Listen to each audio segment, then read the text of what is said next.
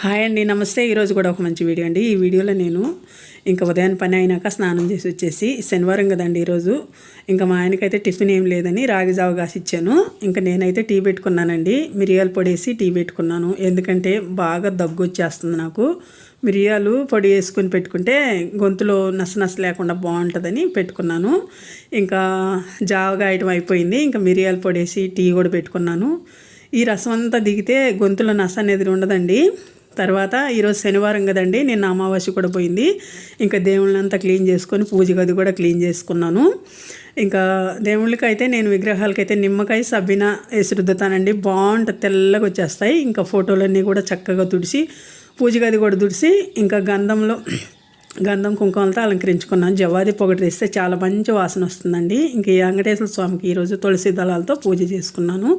అమావాస్య పోయినాక ఇట్లా క్లీన్ చేసుకుంటే చాలా బాగుంటుంది. మీకు నచ్చితే లైక్